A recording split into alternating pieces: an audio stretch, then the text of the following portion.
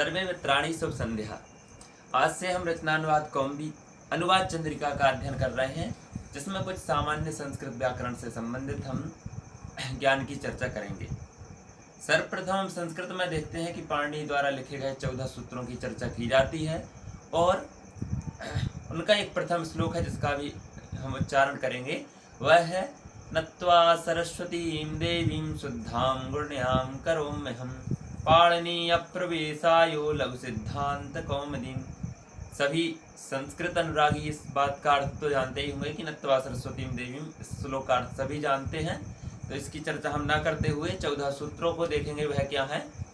सर्वप्रथम सूत्र है पाणिनि का दिया हुआ अय्युण, दूसरा है ऋल ऋक्, तीसरा एयोंग अयौच हयवरट लण यम गणनम झबे घड़दस जब गड़दस खाफा छा ठा था जट तब कपे सत्सर और हल। ये 14 सूत्रों के विषय में सभी ने सुना होगा जो संस्कृत से संबंधित रखने वाले लोग हैं। इन्हीं के माध्यम से 42 प्रत्याहारों की संस्कृत में रचना की गई और वह 42 प्रत्याहार पूर्णों का नाम ना लेते हुए मैं कुछ उदाहरण के तौर पर रखता हूँ। जैसे अक प्रत्याहार है, अच प्रत्याहार है, अण प्रत्याहार है, अल प्रत्याहार है इत्यादि 42 प्रत्याहार जो आपको सामने स्क्रीन पर दिखाए जा रहे हैं। आगे देखिए, जैसे अज प्रत्याहार है, जो प्रत्याहार को बनाने का तरीका होता है वह यह है कि जब हम किसी प्रत्याहार को बनाते हैं, उदाहरण के तौर पे हम अच प्रत्याहार को बना रहे हैं या को, तो जो अच प्रत्याहार है हमें 14 सूत्रों में से अच वाला जो आ है उसे सर्वप्रथम हमें चुनना है। जैसे हमें 14 सूत्रों में देखना है कि आप सर्वप्रथम किस जगह आया, कहाँ पर आया। तो जो अय्युण है उसमें प्रथम वर्ण आ है और वहां से लेकर के ऋल ऋक् के का तक हमें वर्ण गिनने हैं और उसके अंदर जो वर्ण आएंगे वह अक प्रत्याहार के अंतर्गत रखे जाएंगे। जैसे कि हम गिनते हैं, अय्युण का आ, ई और ऊ, ड़ा को नहीं गिना जाएगा क्योंकि जो हलंत वर्ण है उनको प्रत्याहार बनाते समय गिना नहीं जाता है। और ऋल ऋक् का ऋर और ली, ये 5 वर्ण अक प्रत्याहार के अंतर्गत आएंगे। ऐसे ही अगर अच की बात और करें, एक प्रत्याहार और उदाहरण के तौर पर हम ले लेते हैं। अच प्रत्याहार क्या होगा?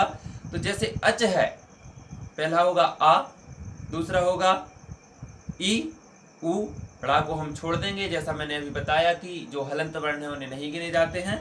और ऋर ऋक्, आगे और इसमें 2-4 वर्ण आएंगे, ए ओ, फिर गा को छोड़ देंगे, आई और औ, औच का केवल अल औ लेंगे हम, चार वर्ण को नहीं गिनेंगे। इस प्रकार से अच प्रत्याहार में आने वाले जो वर्ण है वह स्वर वर्णों के अंतर्गत गिने गए, उनको स्वर कहा जाता है। अच को ही स्वर कहा जाता है। इस नाम से एक संधि भी होती है, अच संधि या स्वर संधि, उस नाम से हम उसे जानते हैं। आगे की कक्षाओं में हम इनका भी अध्ययन करेंगे। अब इन प्रत्याहारों की चर्चा आगे करते हुए हम देखते हैं कि स्वर क्या क्या हैं। अब स्वर के 3 भेद पाए जाते हैं। कौन कौन से हैं? सर्वप्रथम ह्रस्व, दीर्घ और प्लुत। इस प्रकार से स्वरों के पाणिनीय व्याकरण में 3 भेद बतलाए गए हैं। कौन कौन से? ह्रस्व, दीर्घ और प्लुत। अब ह्रस्व क्या क्या है हमें ये समझना है। तो कहा गया है कि जो एक मात्रा वाले वर्ण हैं उन्हें ह्रस्व स्वर के नाम से हम जानते हैं, उन्हें ह्रस्व स्वर कहा जाता है। एक मात्रा अर्थात जिस वर्ण को बोलने में सबसे अधिक कम समय लगता है, एक मात्रा का समय लगता है, एक पल का समय लगता है, उन्हें हम एक मात्रिक स्वर कहते हैं। द्विमात्रिक स्वर जो हैं उन्हें दीर्घ स्वर कहा जाता है। जैसे कि जिन वर्णों को बोलने में 2 मात्राओं का समय लगे। जैसे अभी देखिए, पहला छोटा वाला जो आ है हम उसे बोलते हैं आ, बहुत कम समय लगा। दूसरा उससे बड़ा जो दीर्घ स्वर का आ है, अगर हम उसे बोलते हैं तो आ, थोड़ा उससे अधिक समय लगा, तो ये 2 मात्रा हो गई। और इसके बाद प्लुत स्वर होता है जिसे 3 मात्रा के अंतर्गत रखा गया है। अब वह 3 मात्रा वाला क्या है? इनके उच्चारण अत्यधिक वेदों में प्राप्त होते हैं। मैं आपको सामान्य उदाहरण एक है उसका ओम। कहीं कहीं लोग बताते हैं कि ओम के अलावा जो सुबह के समय मुर्गा बांग देता है वो भी उसके उदाहरण के तौर पर गिना गया है। उसमें भी 3 मात्राओं का समय लगता है, जैसे कुकरू कु, ये भी 3 मात्रिक के अंतर्गत गिना गया। इसमें भी 3 स्वरों की मात्राएं, 3 मात्राएं आती हैं। आप लोगों ने सुना भी होगा, जैसे जानते हैं कि एक मात्रो भवेत् ह्रस्वो, द्वि मात्रो दीर्घ उच्यते, त्रिमात्रो प्लुतो गेयो व्यंजनम अर्धमात्रिकम। इसके बाद व्यंजन वर्ण होते हैं स्वरों के अलावा। जैसे आपने समझ ही लिया है कि पहला ह्रस्व स्वर होगा, दीर्घ होगा और प्लुत होगा। इसके अलावा व्यंजन वर्ण है वह अर्धमात्रिक होते हैं, वह वर्ण पूरे नहीं होते, पूर्ण नहीं होते। जैसा कि जानते हैं हम कि उन वर्ण, वह सारे के सारे वर्ण हलंत्य हैं, उनमें हल लगा होता है, आधे वह गिने जाते हैं। किसी भी व्यंजन वर्ण को लिखकर हम आधा वर्ण समझ सकते हैं। जैसे हमने का लिखा तो का के नीचे पे हम एक हलंत जो रहता है उसका चिन्ह लगा देते हैं। अब हमें देखना है कि व्यंजन क्या क्या है, किस प्रकार से व्यंजनों की संख्या गिनी गई है, वह देखते हैं। व्यंजनों को वर्गों में विभाजित किया गया है। 5 वर्गीय व्यंजन जिन्हें कहते हैं हम, उनमें 5 वर्ग होते हैं। वह वर्ग क्या क्या है? कु चु टू तु पु एते उदितः। ये जो वर्ण है यह व्यंजन के अंतर्गत रखे गए। कौन कौन से, आप लोग देखिए जरा। सर्वप्रथम है का वर्ग। का वर्ग में आने वाले वर्ण है का, खा, गा, घा, गा। फिर देखिए चा वर्ग आता है दूसरे नंबर पर। चा वर्ग है चा, छा, चा, छा, जा, झा, या। फिर आता है टा वर्ग, टा, ठा, डा, ढा, णा। फिर आता है ता वर्ग, ता, था, दा, धा, ना। फिर आता है पा वर्ग, पा, फा, वा, भा, मा। इस प्रकार से जो 25 वर्ण हैं इन्हें वर्गीय व्यंजन कहा गया है। 25 वर्णों को वर्गीय व्यंजन कहा गया है और इन्हें हम वर्गीय व्यंजन समझते हैं। इनके अलावा भी कुछ व्यंजन हैं जिन्हें हम अंतस्थ व्यंजन और ऊष्म व्यंजन कहते हैं। अब देखिए अंतस्थ व्यंजन क्या है। अंतस्थ व्यंजन एक उदाहरण हम जैसे यण प्रत्याहार है, ये यण प्रत्याहार में जो आने वाले वर्ण हैं उनको भी अंतस्थ व्यंजन हम कहते हैं। हम जान ले वह कौन कौन से हैं, या, रा, ला और वा। ये जो 4 वर्ण हैं ये अंतस्थ व्यंजन कहे गए हैं। अब इनको अंतस्थ व्यंजन क्यों कहा गया, ठीक है, वर्गीय व्यंजन क्यों कहा गया, ये हम धीरे धीरे आगे समझते चलेंगे। इसके बाद आते हैं ऊष्म व्यंजन। ऊष्म व्यंजन क्या होते हैं वह देखिए। ऊष्म व्यंजन आते हैं तीनों प्रत्याहार में आने। ऊष्म व्यंजन होंगे एक सा, तीनों सा और हा। एक तो दंती सा होगा, मूर्धन्य सा होगा और तालव्य सा होगा। तो सर्वप्रथम तालव्य सा को गिना गया है, दूसरे नंबर पर मूर्धन्य सा को और तीसरे नंबर पर दंती सा को गिना गया है। और इनके साथ में हा को जोड़ दिया जाए तो यह ऊष्म व्यंजन कहलाते हैं। इनके बाद जो व्यंजन वर्णों में गिने गए हैं वह है संयुक्त व्यंजन। जैसे छा, त्रा और ज्ञा। इनको संयुक्त इसलिए कहा गया क्योंकि का और मूर्धन्य सकार को मिलाकर, ककार और मूर्धन्य सकार को मिलाकर के क्षत्रिय का निर्माण होता है, छा का निर्माण होता है, क्षत्रिय के छा का निर्माण होता है। त्रा, ता प्लस रा को जोड़ करके त्रा बना जाता है और जा प्लस या को मिला करके ज्ञा बनाया जाता है। इस प्रकार से यह संयुक्त व्यंजन हुए। हम समझ लें कि अंतस्थ व्यंजन क्यों कहे गए थे, क्योंकि इनके उच्चारण में जो वायु है वह अंदर की ओर प्रवेश करती है, अंदर की ओर जाती है, इसलिए या, रा, ला, वा को अंतस्थ व्यंजन की संज्ञा दी गई या उनका नाम अंतस्थ व्यंजन का नाम दिया गया। जैसे आप लोग भी बोलकर देखिए, हम बोलकर देखते हैं। या ध्वनि जो वायु है वह अंदर की ओर जा रही है, रा जो वायु है वह अंदर की ओर जा रही है, ला, वा इनमें जो श्वास की जो प्रक्रिया है वह अंदर की ओर प्रवेश कर रही है वायु, इसलिए इन्हें अंतस्थ व्यंजन कहा गया। अब ऊष्म व्यंजन क्या है? ऊष्म व्यंजन को बोलने में जो हमारी उच्चारण स्थान है शब्दों के, जैसे तालव्य सा है तो तालव्य उच्चारण स्थान है सा का, तो उस जगह पर उस वर्ण को बोलने पर अधिक घर्षण उत्पन्न होने के कारण उसे ऊष्म व्यंजन कहा गया। और आप जानते हैं कि जहां अगर घर्षण होगा तो गर्मी उत्पन्न होगी और गर्मी को ही ऊष्म कहा जाता है। अब इस वर्ण प्रक्रिया के चलते हम आगे देखते हैं कि मैंने आपको बताया 3 प्रकार के स्वर होते हैं। स्वर के भी 3 हैं, ह्रस्व, दीर्घ और प्लुत। जो हमने समझ लिए हैं कि ह्रस्व क्या है, दीर्घ क्या है, प्लुत क्या है, व्यंजन भी समझ लिए हैं। अब स्पर्श व्यंजन क्या होते हैं वह देखिए। स्पर्श व्यंजन कादयो मावसानः स्पर्शः। अब इनके अलावा जो स्पर्श व्यंजन है, अंतस्थ व्यंजन के अलावा वह कौन कौन है हम ये समझते हैं। तो कहा गया कि कादयो मावसाना स्पर्शा, का से लेकर के मा तक के जो 25 वर्ण हैं वह स्पर्श व्यंजन के अंतर्गत रखे गए हैं। अर्थात वही जो मैंने आपको बताया था कि 5 वर्ग होते हैं, 5 वर्गों में जो व्यंजन वर्ण गिने गए उन्हें स्पर्श भी कहा गया है, ऐसा हम समझें। इसके बाद ऊष्म व्यंजन हम समझ चुके हैं। इसके बाद होते हैं कुछ अल्प प्राण। अल्प प्राण क्या होते हैं वह देखिए। वर्णानाम प्रथम तृतीय पंचमा यणश्च अल्प प्राण। यह लघु सिद्धांत का एक सूत्र है, आप लोगों ने सुना होगा। लघु सिद्धांत जो पढ़ते हैं वो जानते हैं। वर्णानाम प्रथम तृतीय पंचम यणश्च अल्प प्राण, अर्थात वर्गों के प्रथम तृतीय और पंचम वर्ण को ही अल्प प्राण कहा गया है। ये वर्ण जो है प्रथम तृतीय और पंचम, ये अल्प प्राण वाले वर्ण हैं। और दूसरा है महाप्राण। महाप्राण क्या होते हैं? एक तो अल्प प्राण हो गया, दूसरा होगा महाप्राण। तो वर्गाणाम द्वितीय चतुर्थ सलश्च महाप्राण, मतलब वर्गों के द्वितीय और तृतीय और सल प्रत्याहार में आने वाले वर्ण जो है वह क्या होंगे? महाप्राण वाले वर्ण होंगे। ठीक है। यणश्च अल्प प्राण, वर्गों के प्रथम तृतीय और पंचम वर्ण है, ये क्या है? अल्प प्राण है। और इनके अलावा कौन से अल्प प्राण है? तो कहा गया कि यण प्रत्याहार में जो आने वाले वर्ण हैं वह अल्प प्राण है। यहाँ द्वितीय देखिए महाप्राण कौन से हैं? तो कहा गया कि वर्गाणाम द्वितीय चतुर्थ, मतलब वर्गों का दूसरा वर्ण। अब वर्गों का दूसरा वर्ण क्या है? जैसे का खा, तो दूसरे नंबर पर आ गया का खा, तो खा वर्ण हो गया महाप्राण। और चतुर्थ अर्थात चतुर्थ वर्ण, तो चतुर्थ वर्ण कौन सा होगा? का खा गा घा, जो घा है वो महाप्राण है और जो खा है वो महाप्राण है। अब इसके बाद सल प्रत्याहार में, सल प्रत्याहार में कौन कौन से वर्ण आते हैं देखिए। सल प्रत्याहार में आने वाले जो वर्ण हैं वह तीनों सा और हा, ये सल प्रत्याहार में आने वाले वर्ण हैं। इन्हें भी महाप्राण की संज्ञा दी गई है, इन्हें भी महाप्राण माना गया है। अब देखिए हमने इतनी चीजें समझ ली हैं कि कादयो मावसाना स्पर्शा। स्पर्श वर्ण कौन कौन से होते हैं?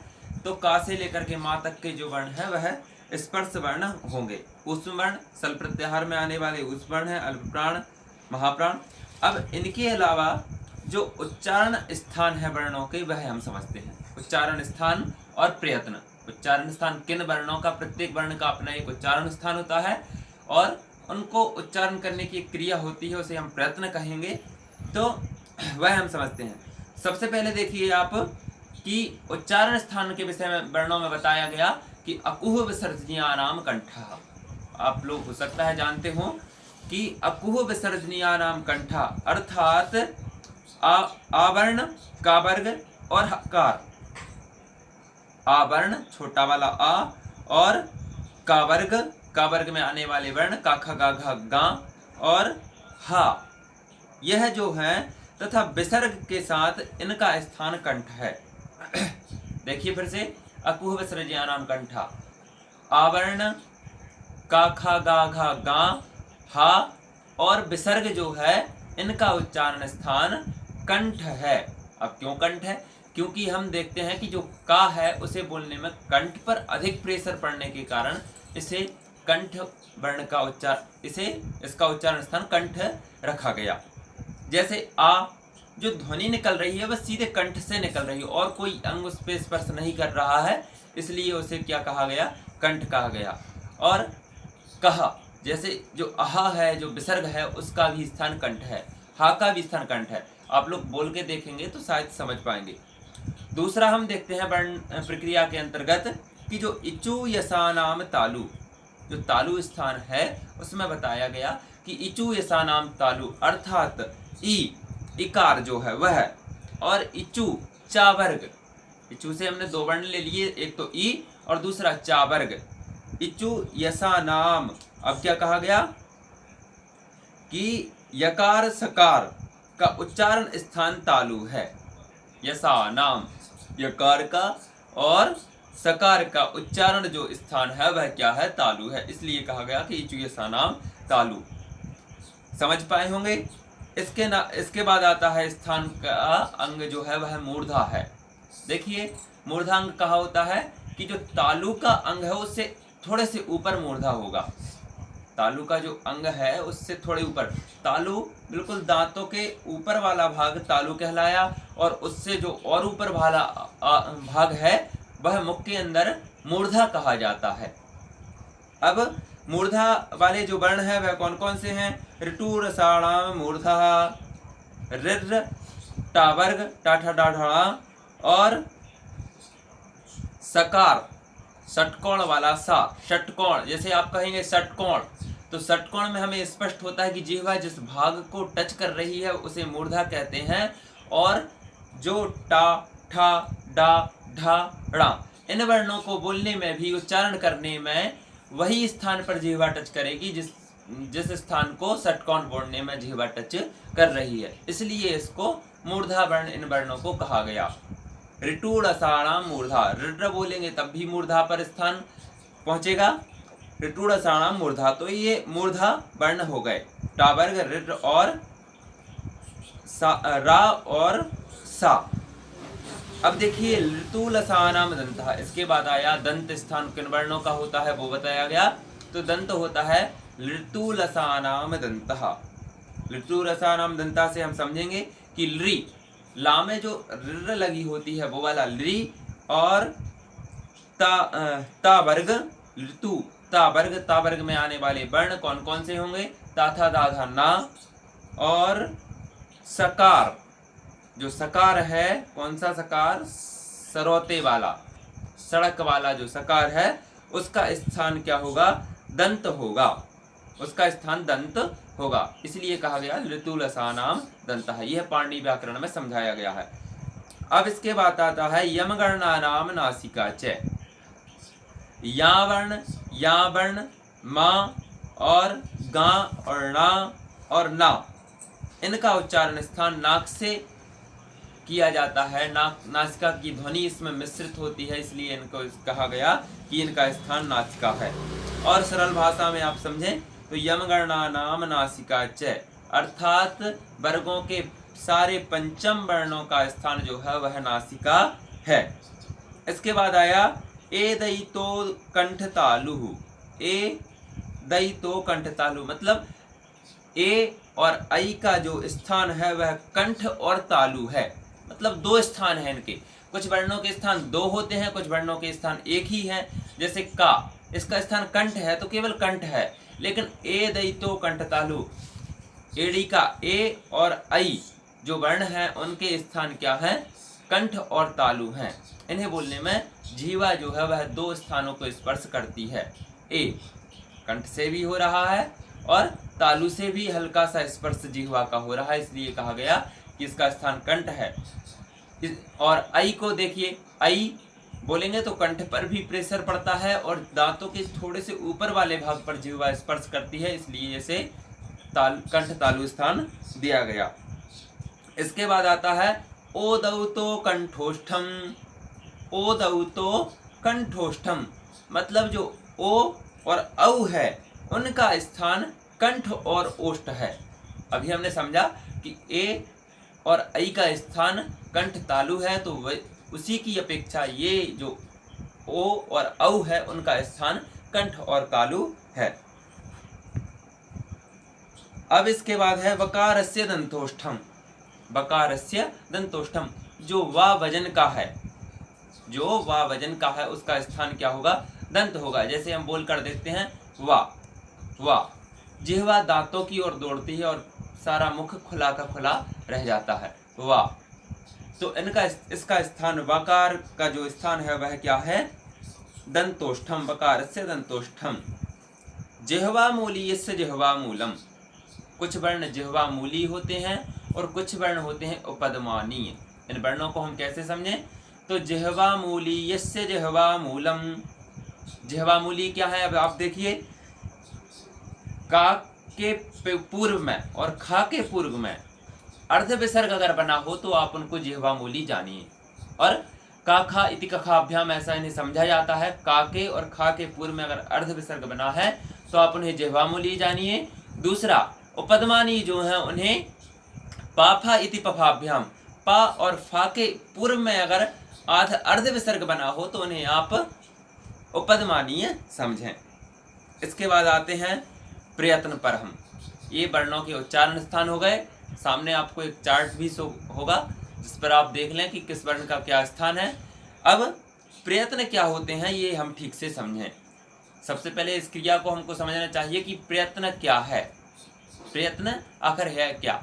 तो जो यत्न करने की जो इच्छा शक्ति है उसी को प्रयत्न कहते हैं। किसी कार्य को करने के पूर्व हम जब, जैसे मुझे ये बुक उठाना है तो बुक के लिए मैंने जो इच्छा शक्ति लगाई, बुक को उठाया, तो इसे उठाने के लिए कुछ मुझे यत्न करना पड़ा। जैसे ये बुक है, इसे उठाने के लिए कुछ मुझे यत्न करना पड़ा।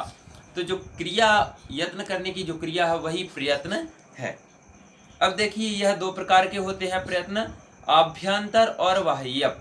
प्रयत्न हम दो प्रकार से किए जाते हैं, आभ्यंतर और बाह्य। एक तो जैसे मैंने अभी देखिए कि मैंने सोचा कि मुझे पढ़ना है, मुझे बुक उठाना है, तो ये आभ्यंतर प्रयत्न हो गया एक दृष्टि से। और जब मैंने इस बुक को उठाया तो ये बाह्य प्रयत्न हो गया, क्योंकि इसे सारे लोग देख पा रहे हैं। इस बुक को उठाने की जो क्रिया मैंने की इसे सारे लोग देख पा रहे हैं। तो दो प्रकार के प्रयत्न होते हैं, आभ्यंतर और बाह्य। अब हमें समझना है कि ये आभ्यंतर क्या होता है और बाह्य क्या होता है। शायद आप उदाहरण से समझ पाए होंगे कि आभ्यंतर जो है जो अंतः क्रिया से किया जाए, और बाह्य वो है जिसे जो सार्वभौमिक हो जाए, जिसे सब लोग देख सकें। आभ्यंतर प्रयत्न में प्रयत्न आते हैं 5 प्रकार के होते हैं आभ्यंतर प्रयत्न। सबसे पहला होता है स्पृष्ट, दूसरा होता है ईषत स्पृष्ट, तीसरा होता है विव्रत, ईषद विव्रत और संवृत। इस प्रकार से 5 प्रकार के प्रयत्न कहे गए हैं। स्पृष्ट, ईषत स्पृष्ट, विव्रत, ईषद विव्रत और संवृत भेदात। ऐसे आभ्यंतर प्रयत्नों के 5 भेद बतलाए गए। उनमें हमें सबसे पहले ये समझना है कि स्पष्ट क्या होता है। तो स्पष्ट को हम इस प्रकार से समझें कि अगर वर्णों के उच्चारण में हमें कोई व्यवधान नहीं जा रहा है, उन वर्णों को हम स्पष्ट रूप से उच्चारण कर पा रहे हैं, तो वह स्पष्ट प्रयत्न है। उनकी जो स्थान बताए गए हैं, जिह्वा उन अंगों को स्पष्ट रूप से अगर टच करती है तो वो स्पष्ट प्रयत्न है। जैसे देखिए आप का से लेकर के मा तक के जो वर्ण हैं इनको कहा गया है कि कंठ, तालु इत्यादि इनके स्थान दिए गए हैं। तो बोलिए आप का बिल्कुल स्पष्ट समझ में आ रहा है कि जो का उच्चारण स्थान है वह कंठ है, इसमें कोई व्यवधान नहीं है इस बात को समझने में कि का उच्चारण स्थान है वह कंठ है। तो इनको स्पष्ट कहा गया। फिर ईषद स्पष्ट क्या होगा, मतलब थोड़ा उससे कम हम समझ पाएं, जिह्वा उस अंग को कम स्पर्श करे, वो होगा ईषद स्पष्ट। ईषद अर्थात थोड़ा कम अगर वो क्रिया होती है तो। जैसे या, रा, ला और बा, इनको भी कहीं ना कहीं कुछ ना कुछ उच्चारण स्थान प्राप्त हुए हैं। आप देखिए या, रा का उच्चारण स्थान कौन सा है, जैसे कि रा का उच्चारण स्थान है आपका लितुलसाम दंतः।